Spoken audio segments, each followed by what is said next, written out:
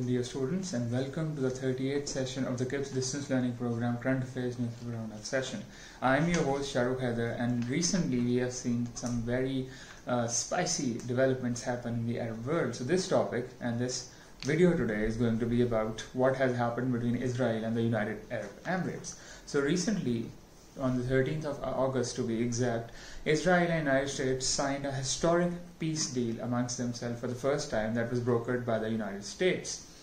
Now let's look at what are the contours of that peace deal before analyzing it and discussing what kind of implication that has on the broader Middle Eastern region and on the relationship between the Muslim world and the issue of the Palestinian crisis. But before that, be sure to subscribe to the channel, like the video and click the bell icon so that you can keep getting important current affairs updates so that you can prepare for your 2021 upcoming CSS examination in the best possible way. I will keep providing relevant analysis and all the relevant upcoming updates and try to cover historical perspectives as well so that you can get a bird's eye view of the entire issue at hand. So, what are the contours of the peace deal that has been recently signed? Well, first of all, for the first time, the United Arab Emirates has established diplomatic relations with the state of Israel. That has not happened ever since the creation of Israel in 1947, and there are more developments on trade, energy, fishery and many other relevant sectors of interest between the two countries vis-a-vis their economic relationship and industries are concerned. Remember, Israel and UAE are important industrial hubs of the Middle Eastern region in the broader context and of the Gulf region in particular, and both are high value economies who have a lot of expatriate workers as well and are some of the centers of business hub in this region. So thirdly, US mediated this deal basically to shore up its support in the Middle East against its greater narrative that the United States is developing against the aggressive and perhaps the expansionist designs of Iran in the Middle East. Now, Iran is gaining ground rapidly in Iraq, in Syria, and now even in parts of the Gulf that were traditionally thought to be under the complete control and clout of the United States and the Saudi Arabia, which, for example, is in the case of Qatar. So in order to once again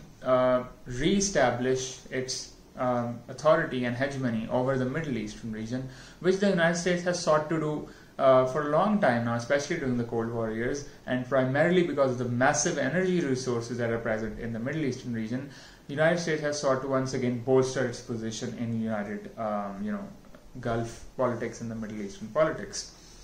And finally, in return, Israel has agreed to delay the annexation of the West Bank, which is the larger area of what is left of the Palestinian territories, which is to the west of the Jordan River in Jordan, which was originally, by the way, annexed from the Jordan Republic by Israel after the Six-Day War in 1967. We will discuss that more in detail a little later. So, with that, the United Arab Emirates is the third country, the third Arab country, which was originally completely opposed to the creation of Israel and fought many wars against Israel, was the third country to sign a peace deal with Israel. And if we look at history, there are two other examples of when peace deals were signed between Israel and one of the Arab countries. The first was the peace deal that was signed between Egypt and Israel in 1979, also historically known as the Camp David Accords. The Camp David Accords were also facilitated by the United States, by the President Jimmy Carter, and they brought a historic peace agreement between Israel and Egypt. So we must look at the history of the wars between Israel and the Arab states in order to understand what this peace deal meant then and what the present peace deal between United Arab Emirates and Israel means now. So first of all, according to the Camp David Accords, Israel returned the Sinai Peninsula, which it had annexed during the 1967 Six-Day War, Arab-Israel War, which it returned to basically Egypt after the peace deal. And the Six-Day War, if we look at it, was one of the most bloodiest conflicts in the Middle Eastern region, and basically Israel completely wiped out the entire military forces of 4 neighboring Arab countries who were jointly trying to defeat Israel and erase its existence. Now, it's very surprising that one country, which has a very small history of existence and not much support from any of its neighbors, is able to defeat 4 historic large powers so easily and in such rapid succession that the world is surprised. So quite naturally, we have to understand there are more deeper contours to the existence of Israel and the Zionist narrative and what all that means for the Muslim world. To be precise, I think that the United States has always helped Israel in its worst times and prevented any collapse of the Israeli state and provided it arms, funds, training, army, weaponry, whatever it needed to thwart any attacks and threats and security breaches by the Arabian states. Why? Because there's a very strong Jewish lobby in the American government, in the American politics, in the American businesses. Many of the big businesses, Fortune 500 businesses, are owned by Jewish families which have very close, in some cases familial ties with people in Israel and the Israeli government. And finally, because the United States want to have an anchor in the Middle East so that its foreign policy could be directed from that anchor. So Israel is that anchor for the United States of America. So the 1967 war was won because of these reasons by Israel. And before the, for example, the air forces of Egypt and Syria and Jordan could even get up into the air, they were destroyed while they were on ground by the Israeli Air Force, which is one of the main reasons why Israel won such a whopping victory in that war. And as a consequence of that war, Israel captured nearly 90% of the area of the Palestinian people, the original Palestine map, which was drawn up by the United Nations Security Council in 1947, according to the resolution 242 to be exact. So that was basically the United Nations Security Council Resolution 242 that basically created the state of Israel and set aside a land for the Palestinians as a separate Palestine state as well. But naturally, Israel never wanted that. Israel wanted to annex the entire land, expand its territory, because it had, like Pakistan, very little, even lesser than Pakistan, strategic depth, which is a big security threat to any country in the world. And in return for the historic, peace accords that were signed between Egypt and Israel, Egypt promised to never wage any kind of war against Israel, and they established diplomatic relations and trade and economic relations, and that has been ever since then as it is now.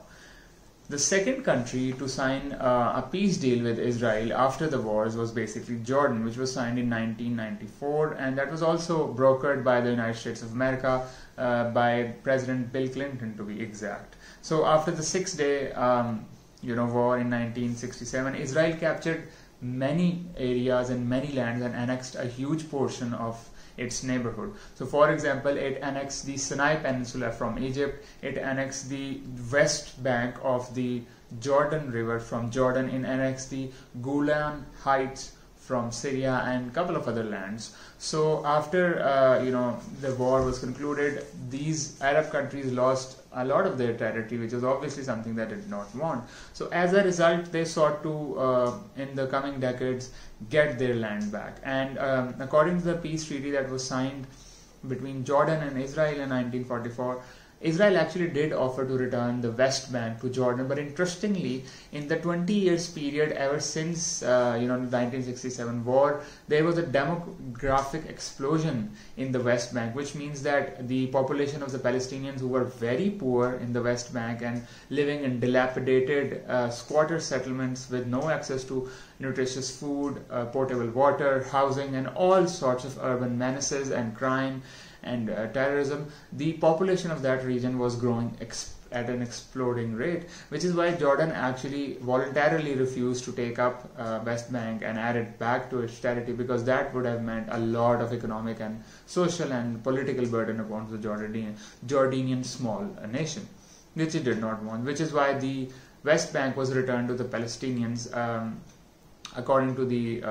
historic Oslo Accords that were also signed to create the Palestinian National Authority, which established control over the West Bank in 1992.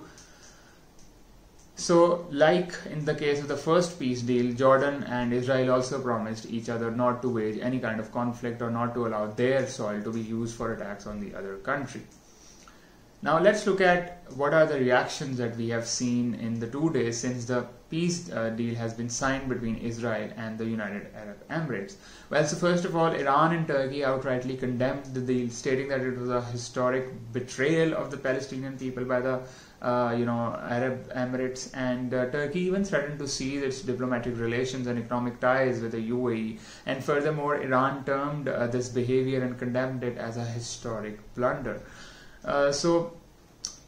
this is interesting because this points to an emerging bloc led by Turkey in the Muslim world, which is defiant of the traditional leadership role of the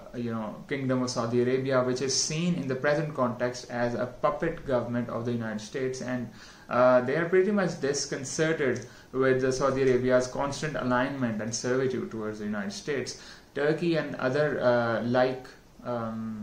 thinking countries such as Iran seek to basically chart an independent course in foreign policy, not influenced and heavily dictated by the United States of America or its cronies. On the other hand, the Kingdom of Saudi Arabia basically kept silent. Well, the reason for that, I believe, is that Saudi Arabia is seen as a leader of the Muslim world, naturally because it is the guardian of the two most holiest sites, Mecca and Medina, and it is important for Saudi Arabia to balance its approach so that it does not anger any Muslim population all around the world, because all of the Muslim populations around the world look towards Saudi Arabia for leadership in the Muslim world, which is why I think they have delayed their reaction to the deal to see how the world Muslim community reacts and then determine what kind of reaction they want to choose out of that conundrum. And moreover, the Palestinian cause has always been an important historic rallying call for Muslims of all identities, of all nations and all around the world. And if, for example, the Kingdom of Saudi Arabia hails the deal in this case, it might be criticized by a lot of Muslim population, including the Muslim population of Saudi Arabia itself, which is why Saudi Arabia would be very careful in hailing the deal before understanding how the world Muslim community is reacting to it, especially in the wake of the Jamal Khashoggi murder disaster, which was an absolute foreign policy disaster for the Kingdom of Saudi Arabia and dealt substantial damage to its reputation in international politics and its position in the Muslim world and its leadership role among all Muslim nations. And Turkey was the big winner because it was able to capitalize on that movement and make a lot of headways in the Muslim world, which is one of the reasons why it has emerged as an important power center in the Muslim world and is trying to lead a new Muslim bloc to sort of counter the US-dominated KSA-led Muslim bloc.